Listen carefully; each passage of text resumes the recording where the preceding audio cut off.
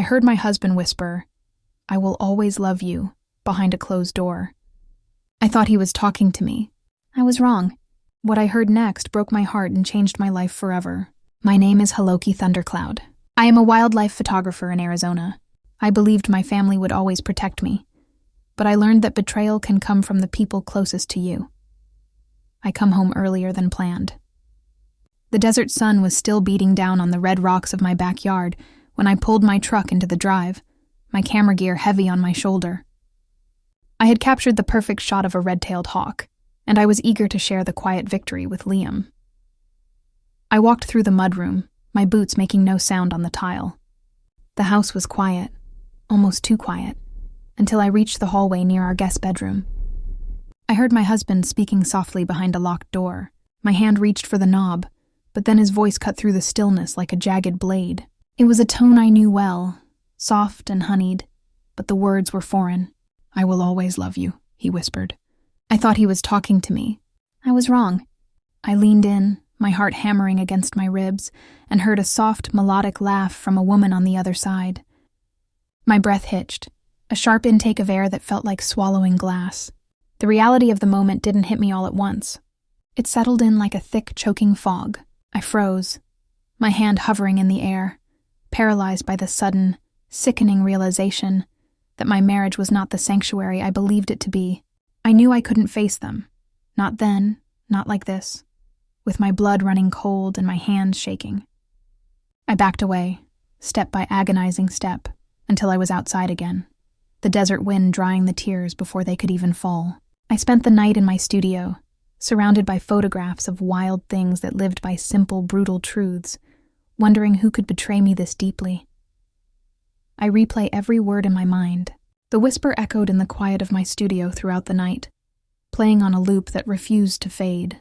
I tried to convince myself it was a prank, a rehearsal for an audition, or perhaps a television show playing in the background. But my gut knew better.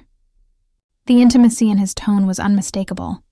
I started to dissect the laugh, that light, airy sound that followed his declaration. I knew that laugh. I had heard it at every family barbecue, at Thanksgiving, at Christmas. My stomach dropped. I realized the other voice belonged to my cousin Elena. The connection was so repulsive it made me physically ill. I began to remember strange moments I had ignored for months. The way Elena would linger a second too long when they hugged. The way Liam always insisted on helping her with her car whenever she visited. The shared glances that I had written off as inside jokes between relatives.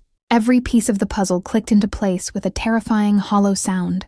I began watching both of them more carefully, even though the mere sight of them now caused my pulse to spike. I watched Liam across the breakfast table, his smile looking suddenly like a mask, and I looked at Elena through the viewfinder of my camera at the family gathering the next day. Her beauty now feeling sharp and predatory. I feared the truth was worse than I imagined, and that my entire family dynamic had been built on a foundation of deception. I noticed their secret messages. They started appearing as small, frequent pings on their phones during dinner, accompanied by fleeting, nervous glances that they thought I missed. I kept my gaze fixed on my plate, my hands steady as I moved my food around. But my ears were attuned to the slightest shift in their breathing. I caught them making excuses at the same time, Liam suddenly having late office hours, while Elena had late shift meetings at the marketing firm where she worked. It was lazy, clumsy, and insulting. I sat in my office and compared their stories, finding holes the size of canyons. They weren't even trying to hide it well anymore. They were just arrogant enough to assume I was too busy or too naive to notice. I pretended everything was normal, greeting them with the same polite smiles, asking about their days, and offering coffee, all while a cold, hard knot of resolve tightened in my stomach. I quietly decided not to confront anyone yet. I knew that an emotional outburst would only allow them to spin a new narrative or hide their tracks more effectively. I needed to be the observer, the photographer capturing the hidden life of predators, waiting for the perfect moment to document their reality. I searched for answers without raising suspicion. I started waking up early, long before the sun hit the horizon, using the time to dig through folders they thought were secure. I discovered hidden expenses on our shared credit card statements, hotels in neighboring towns, expensive dinners I hadn't been a part of, and gifts that had never been given to me. I saw the dates of business trips that didn't align with any industry calendars. I questioned my own memories, wondering if I had been the one going crazy. But the digital trail was undeniable. I realized my trust had been used against me. They had relied on my loyalty, on my tendency to give the people I loved the benefit of the doubt, and they had turned those virtues into weaknesses. It was a profound violation of everything I valued, and it burned with a slow, quiet heat. I promised myself I would learn everything first, no matter how much it hurt to see the details spelled out in black and white. I didn't want guesses. I wanted a roadmap of their betrayal so that when I finally acted, there would be no room for their denials or their excuses. The secret gets bigger the more I dig. I uncovered evidence that the affair had lasted for months, stretching back to a weekend trip to Flagstaff that I had been too ill to attend. I learned my cousin helped hide the truth from everyone, playing the role of the devoted family member while she systematically dismantled my home. It wasn't just a brief lapse in judgment. It was a calculated, long-term arrangement. I understood that my husband planned a future without me, perhaps even waiting for me to make a mistake so he could play the victim. I kept my pain hidden behind a calm smile, moving through my house like a ghost, witnessing their whispered conversations and their stolen touches with a clinical detachment. I began thinking about how to protect myself, not just emotionally, but legally and financially. I knew that when the curtain finally dropped, they would try to leave me with nothing, counting on my shame to keep me quiet.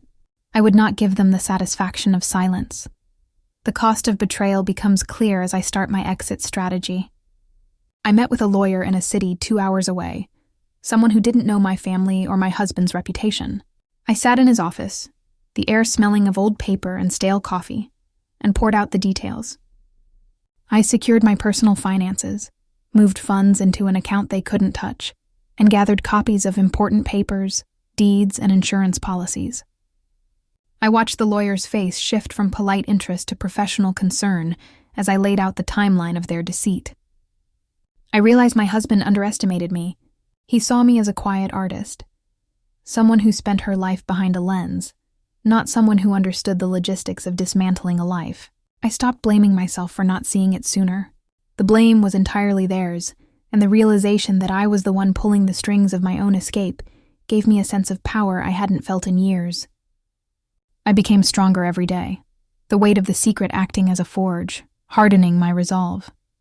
I need to see if they are truly as heartless as I suspect.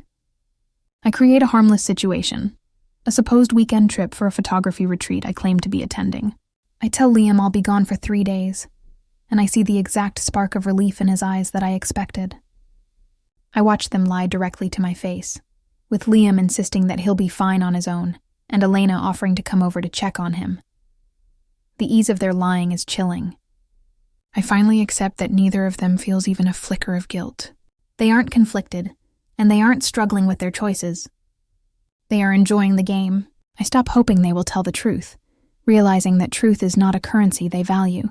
I prepare for what comes next, knowing that my path is clear and my mind is made up.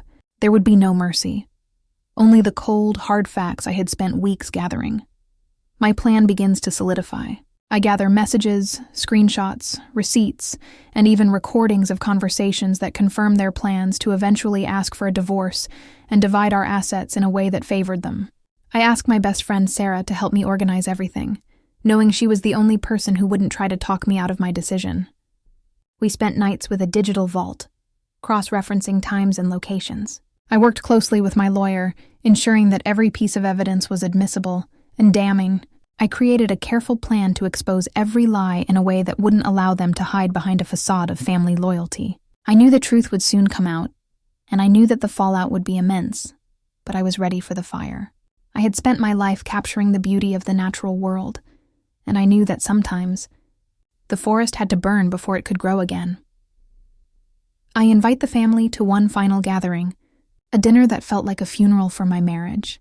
My parents, Elena's mother, and a few close relatives were gathered in our living room. I stood in the center, my hands steady as I projected the evidence onto the wall. I revealed every piece of evidence one by one: the hotel records, the messages, the financial documents showing the diverted funds.